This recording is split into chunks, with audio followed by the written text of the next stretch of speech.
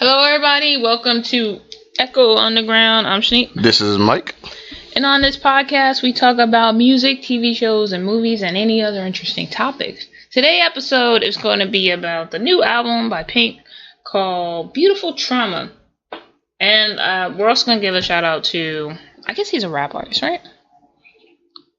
I don't know if I'm saying his name right, but it's Sick Ill, and it's SickIll. So, should we do his first? Okay.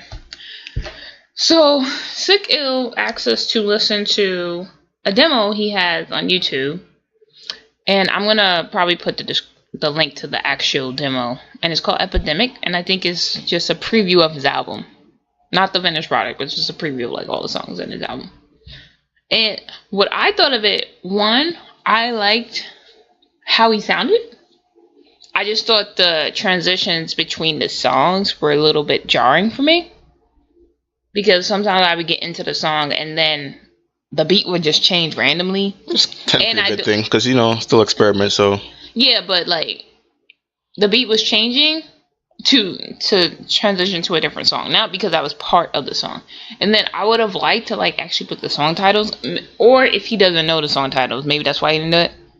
Because, like, I can't even say, like, oh, which one I like more. Because, like, you really only can be, like, 2 minutes in, I like this one or something like that.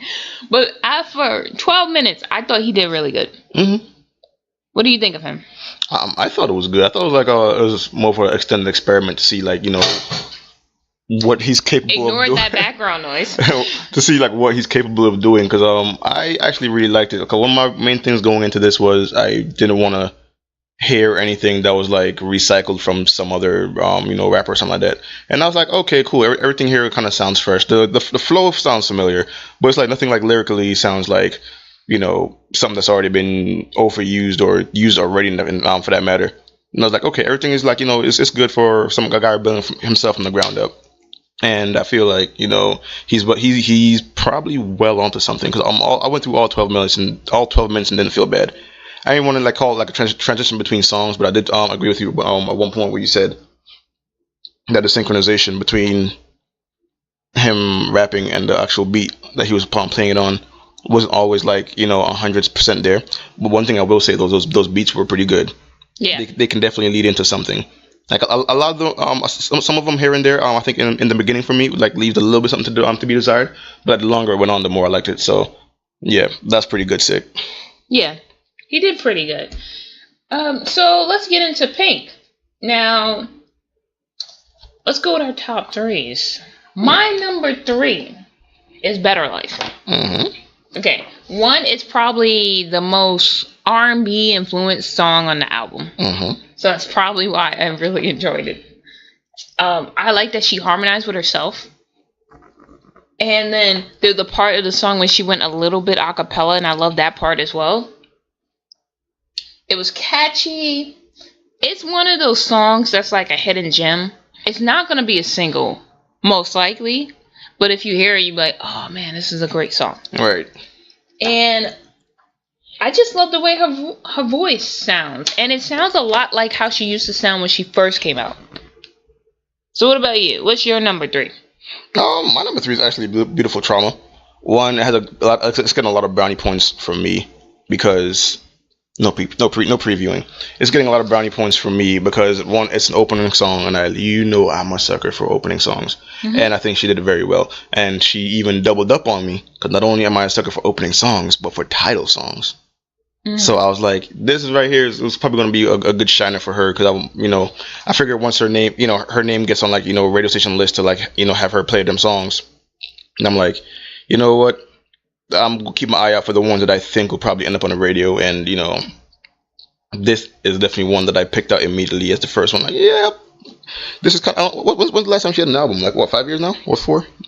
I don't know, but I think her last album was the song that had was just whatever album had Just Give Me a Reason. That was her last one. Okay. I think it was 5 to 4 years ago, around there.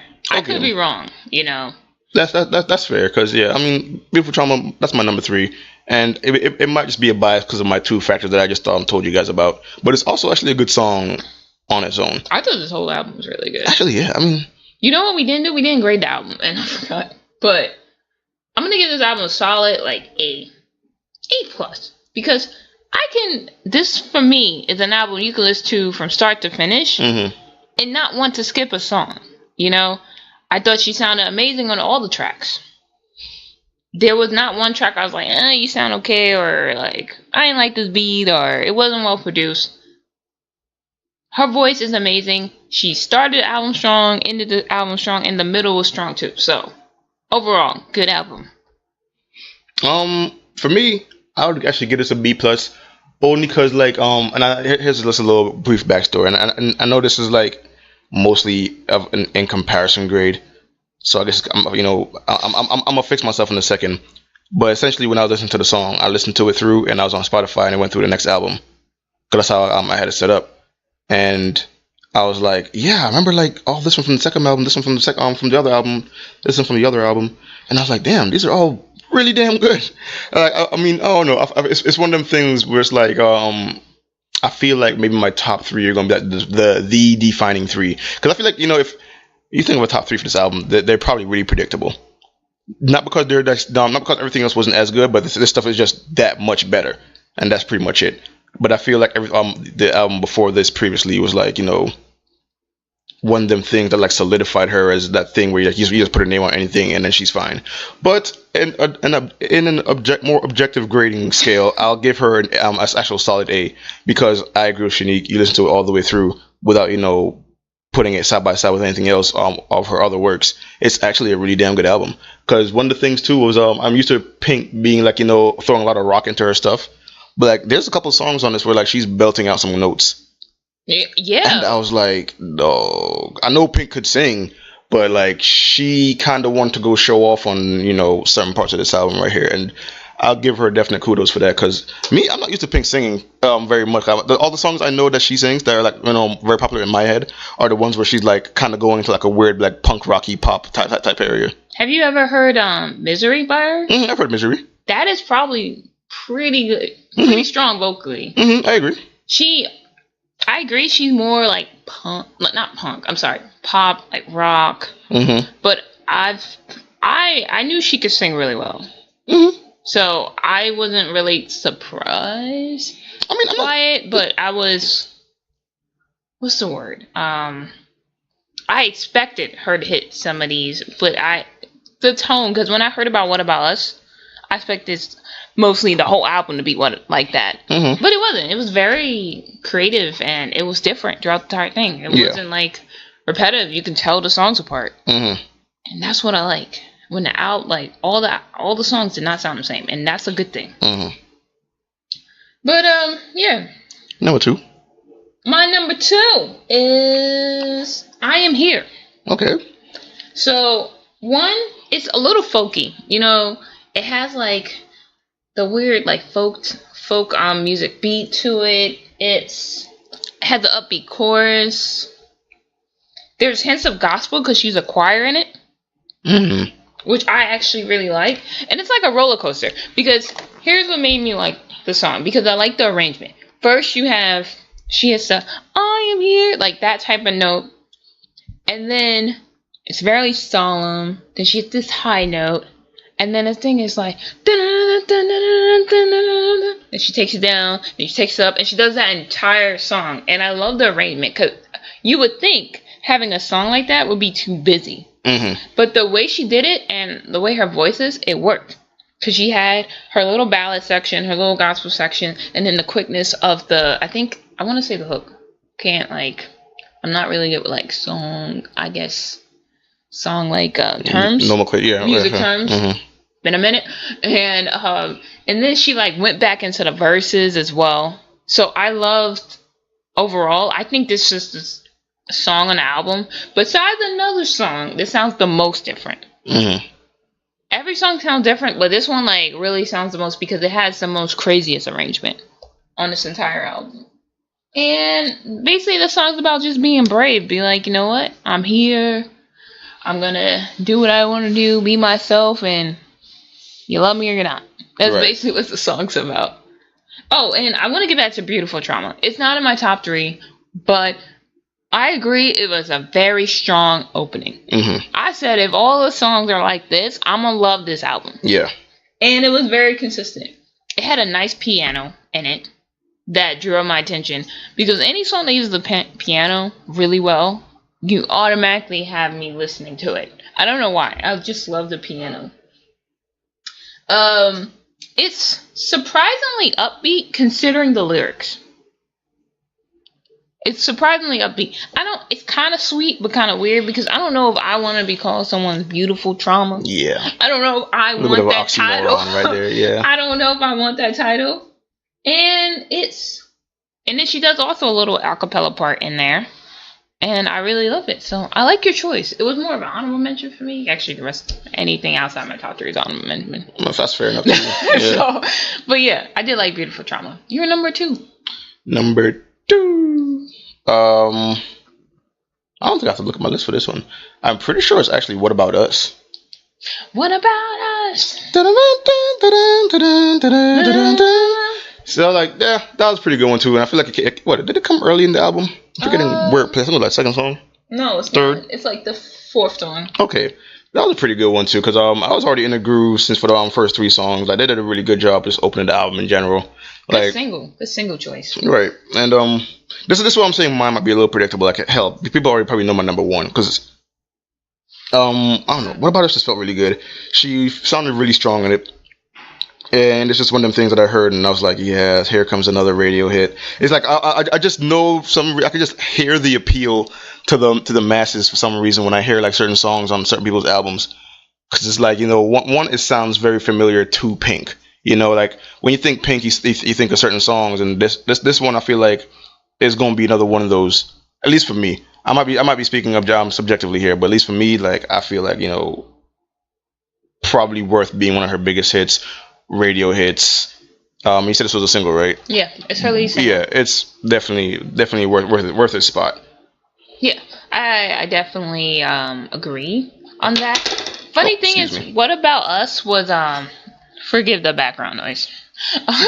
What About Us was a little political. I think it's a political track, but it's like undertone, so it's not like throwing in your face type song. Mm-hmm. And I love the message of it. And again, she sounded amazing on the track. Because I admit, when it first came out, I wasn't really paying attention. I guess when I actually sat down and listened to it, I loved it more. Each time I listen to it, I actually like it a lot. Even more than I liked it before. So it definitely gets better as you listen to it. So, let's see. Do you think my number 1's predictable? What is it? Revenge. No. Really? The closer of the album. Okay. You Get My Love. Mostly because it's her strongest vocal performance on an album that I've heard. So, those high notes, this is not it's the best vocal performance on this album for me. I'm not going to say in her entire career, because while I've been listening to all her albums in her entire career, I can't say overall that's her strongest. But this has to be in the top 5. Mm-hmm. And I want to hear her sing it live, and tickets already sold out. It's powerful, strong vocals. It has a jazz feel, she's calm, and then the chorus come on, and she's like da da da da, and she holds the notes, and it's kind of on the level of Beyonce's Listen, where she just once she gets up there, she stays up there. Yeah. And I wish I could sing like that. I wish I could be like, "You get my," on that track. It's not a bad goal to want to have, trust me, because she sounds that damn good. She if anyone was like, "Oh, Pink can sing okay," listen to this song. Then you'd be like, she is amazing. Yeah. But that's my number 1. Do you have anything to say about I'm Here? Yeah, actually, yeah. About my number 1 and my number 2. For number 1, I went into that one worried, only because I was like, oh, it's the 13th song, I believe it was, or 12th, or whatever it was, and I was like, oh man, this is a very slow paced song. I don't know if I'm gonna like this, because for me personally, I don't like when and this is definitely a bias, so take it with a pinch of salt. I don't like when certain albums end with the slower pace. You're used to certain artists keeping you upbeat, and then they ended on a slower pace, and I got worried about that. And then the song played out, and I realized everything Shanique just said pretty much. the singing kind of like throws you back a little bit. I don't have the knowledge to say that it's the best example of her singing because I'd have a lot to filter out, and that I'm not too exposed to Pink's non like chart toppers because I think she's good and I recognize her name and all that, but I don't know all that the little goodies that might be hidden around somewhere. Yeah. But like this is definitely one of them ones where it's like I found one of the goodies, and this is definitely a good example of her singing at its like very best. 'Cause I feel like there are 3 songs on this album where she just kind of belted it out. Like I feel like I Am Here and the other one that you mentioned, You Get My Love. You Get My Love, where like she was like just going in on it, and I was like, okay, that's pretty good. But I feel like I Am Here kind of like wins out by a little bit, in my opinion. Okay, and you think I Am Here is stronger than You Get My Love? I'm sorry, Okay. I said it the other way around. Sorry, You Get My Love is stronger than I Am Here. Sorry. Okay. Now I'm gonna guess your number one. Mhm.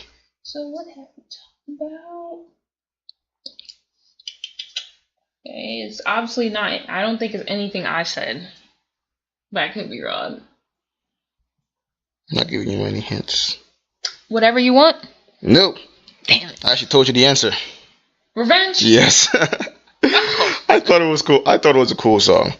You're a whore. You're a whore. You're a whore. It was cool because like I don't know about like the vulgarity of it might be the only thing stopping it from becoming like a good chart topper, depending on how much they want to censor out of it, and like the subject matter and all that kind of stuff, and Eminem in there doing what he does. So I was like, As I'm driving. yeah, I'm like it might not appeal to the masses, but it definitely appeals to Michael. Michael really likes this song. I feel like Pink's part was very good. Like it starts the song off hilariously. It gives you all the information about. Oh, excuse me. It gives you all the information about like the story going on for why that exists. About like who can what's this about at one point who can cheat better or cheat first or something like that. Yeah. And I was like, okay. Usually I'm not on top of those kind of subject matter kind of things, but I feel like this got delivered so well that I kind of forgot about it. And Eminem being the only feature on this entire album, like. It's not Eminem's best job as a feature, but it's Eminem, and he does a pretty damn good job regardless. And it's kind of hard not to hold him to a certain standard, but like it doesn't really matter here. He's worked with Pink before on another song for some movie that I'm not remembering the name of, something to do with Kings, but he did a damn good job. He did. He even had a part of the song where like he almost was singing or something. Yeah, he did. He was like singing with Pink for some reason. Yeah, it's not the first time, but he did a sing rap. No, yeah, I understand. I'm not saying it's the first time he does it, but like it's something that's so rare for him, though. It's not like a lot of the current rappers right now who like they kind of do singing part time. Like Eminem, if you catch what Eminem doing, he's doing it very rarely or doing it like sarcastically because he's trying to be a dick. Yeah, in the song. it's usually sarcastic. Yeah, that's what I'm trying to get at. And I thought that was just pretty cool that he did that with Pink. I feel like I don't know. I feel like both of them just work really well. Like how we've been getting like these weird collaboration albums, but I feel like a Pink and Eminem album should be like a thing. It probably will never be a thing, but in my perfect universe, where everything goes my way, I'd put both of them on a collaborative album because like they're two goofy people who make like really vulgar, often vulgar subject matter in their songs, but they did a pretty good job with it though. Yeah, and Revenge was once in my top 3, but it got knocked out. Mm-hmm. But it's catchy. We can do Revenge. Mm-hmm. Together. And it's a weird transition from Beautiful Trauma because it's like the second song on the album, but I was like, we're gonna ignore that. Mm-hmm. I don't know how she went from You're My Beautiful Trauma to like I'm gonna cheat on you because you cheat on me first. Right. I like that Pink did like a sing rap. That is something I don't remember her doing a lot. Yeah. Like I haven't seen her do something like that, but she sounds really amazing. It was a very good collaboration. And I put in my notes, someone cheating. Everyone cheating. Not somebody. Everyone cheating. And I like the build up to when Eminem came in. It was very organic and very good and very well produced. Whoever produced the album, good job. So let's get into other songs of the album. Whatever you want. Mm-hmm. Now, Whatever You Want for me, it got better as the song went on. It's catchy. And one lyric I wrote down, it says, I think it was something like, I wouldn't change anything if it is hard because I have you.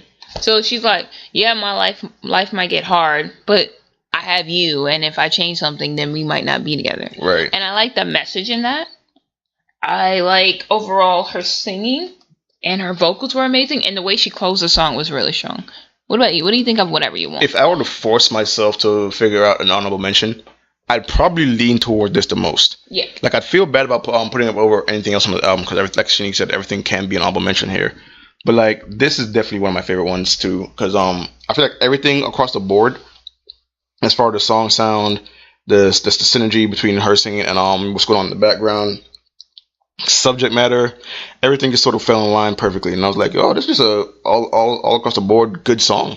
Yeah, I agree. Like, it didn't particularly like excel in any one single area, but like everything was just fine. It's like, okay, God dare you to complain about it, Basically. Where We Go, that had kind of like a folky like type beat. It had a very positive message. Wait, did you skip around one? Oh, I skipped two. Yeah. Lord have mercy. We ready on here. I'll go back. That's fine. It was, I love the beat. I love the lead up to the chorus. I even liked some of the notes she hits. And I like the harmonies she did with herself. Uh-huh. I actually love any artist who harmonizes with herself on their own track, or himself, depending on it. And I was jamming to this, oddly enough. It's not a song I thought I'd jam to, but I was. What do you think of Where We Go? Where We Go, I really fell in love with the chorus of it, because it did end up having this element of like catchiness to it. And I was like, just to give some like brief background here, I was listening to this like while driving over to Virginia, and I realized this is some good driving stuff. Like, it's kind of weird. Like, it's not really like my driving songs are the kind of songs that like are loud and punchy and like hit me in the face really hard to make sure I'm like focused behind the wheel. But for some reason, I was just like, how some people like play like their white girl theme music by the red light.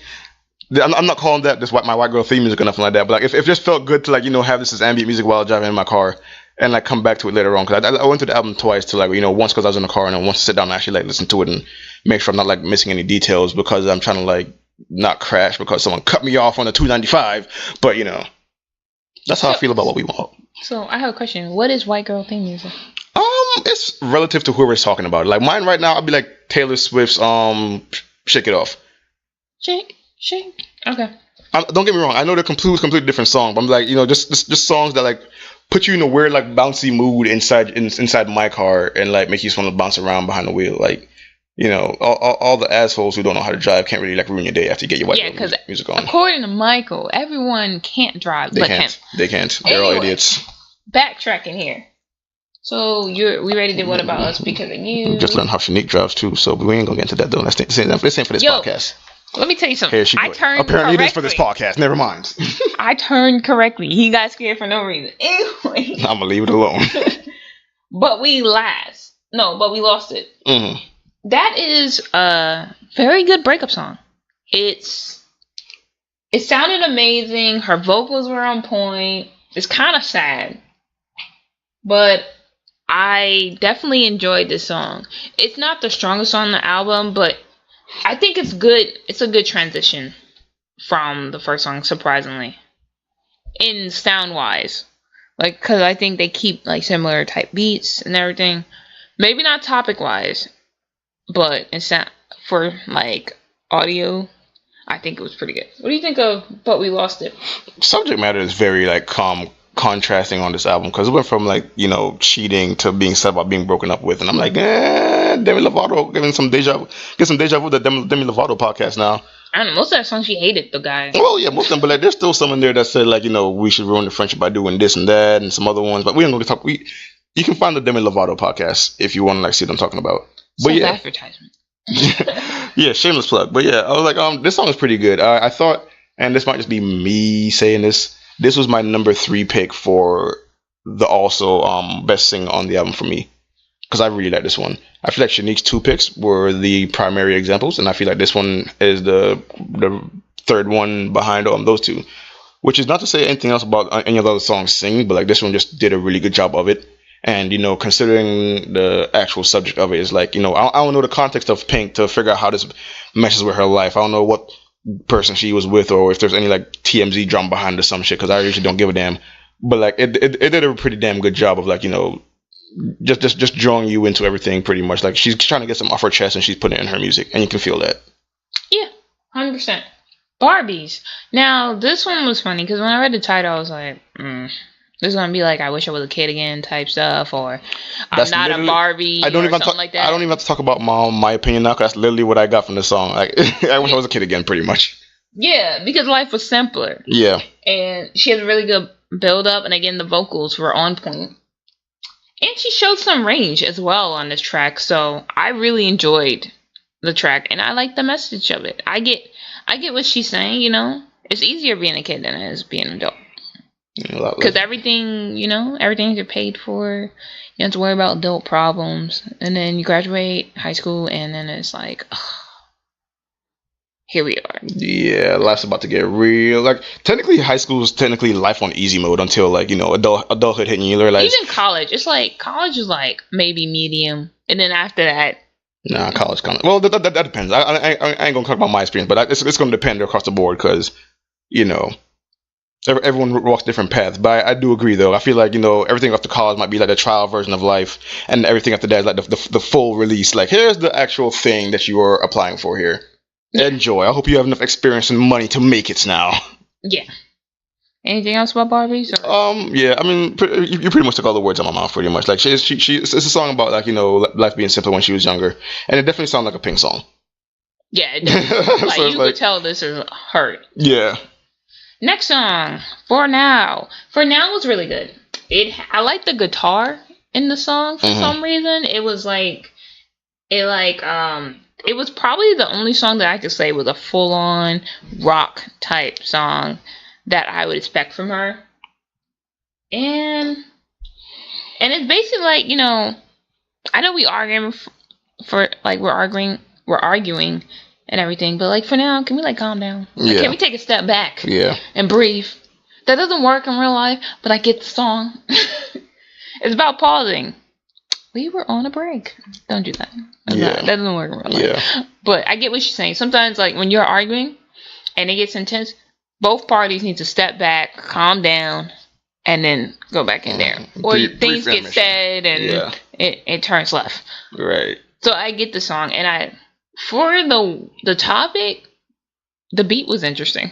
It was a little more upbeat than I thought it would be for that type of topic. What do you think of For Now?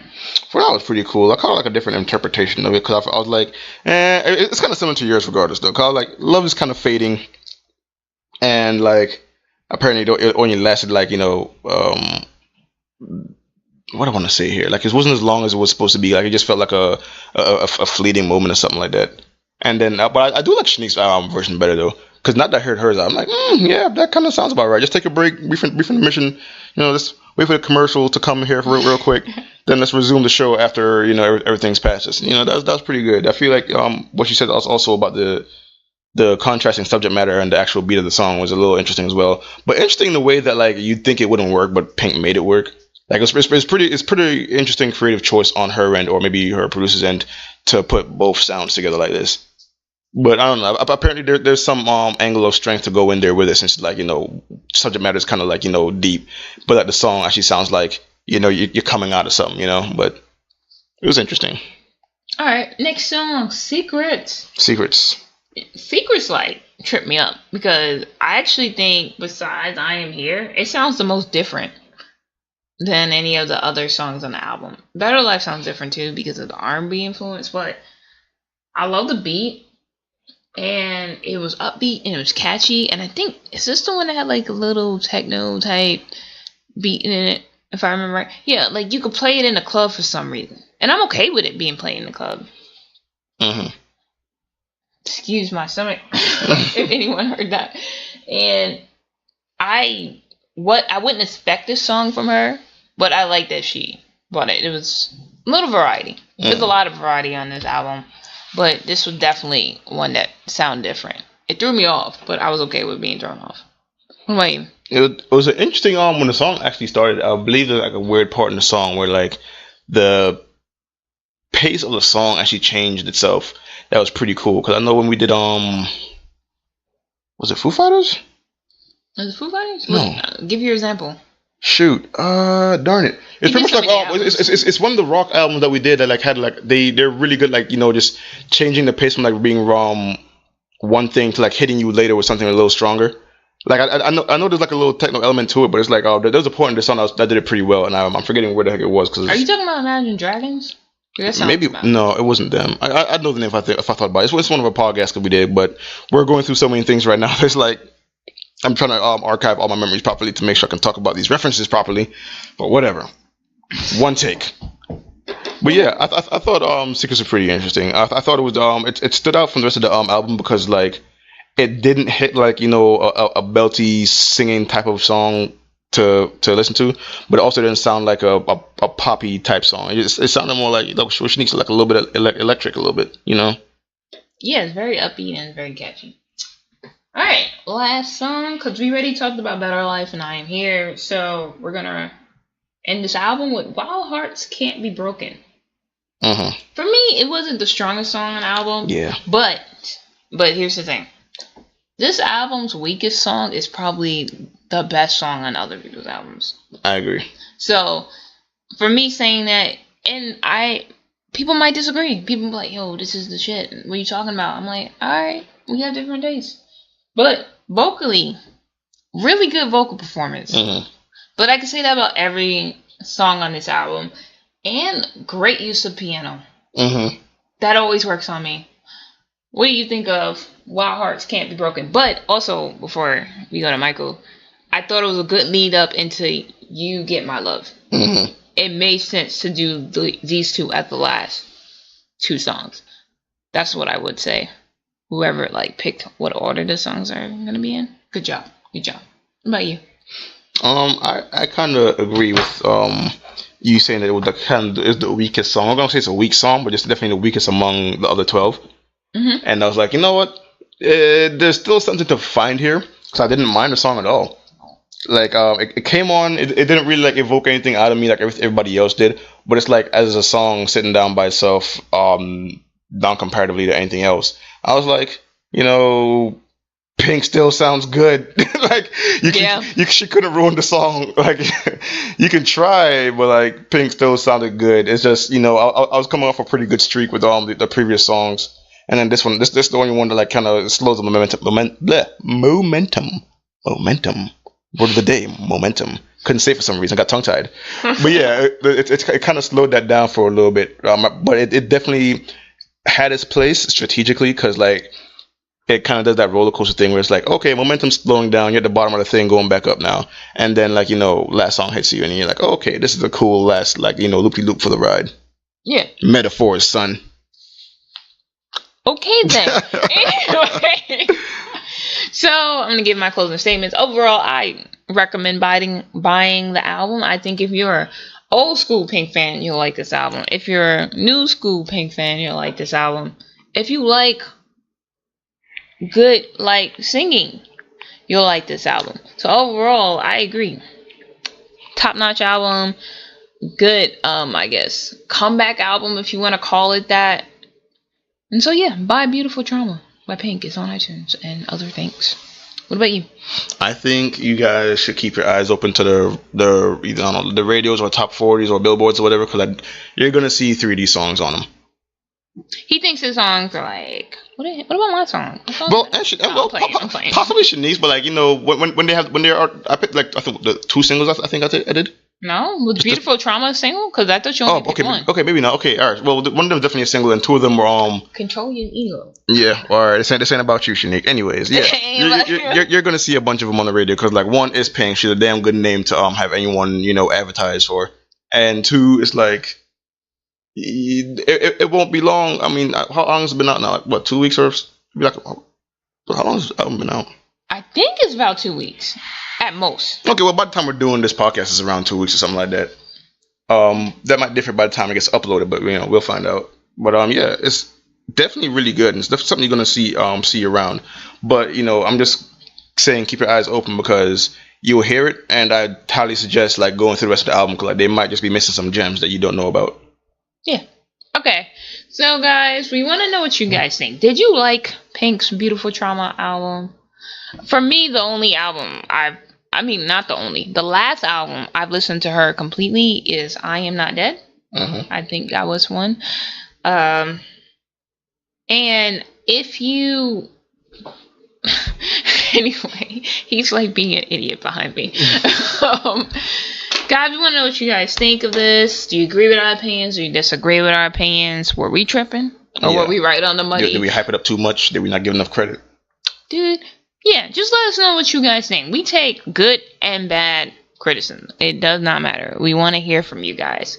You can find us on YouTube, Facebook, iTunes, SoundCloud, any any podcasting apps, including Castbox at Echo Underground Podcast. That's the full name, Echo Underground Podcast. Please use all three. And you can also, on all those sites, you can subscribe to us or follow us, and you can like and comment on any of those. And then on our main site, Podbean, you can listen to us there and like us and share it. You know, get the word out, let people know about our podcast as well. That would help us a lot. And follow us on Twitter at Echo U Podcast. Send us suggestions, tweets, comments. Let us know what you guys think, and we'll see you guys in the next podcast. See ya. Bye.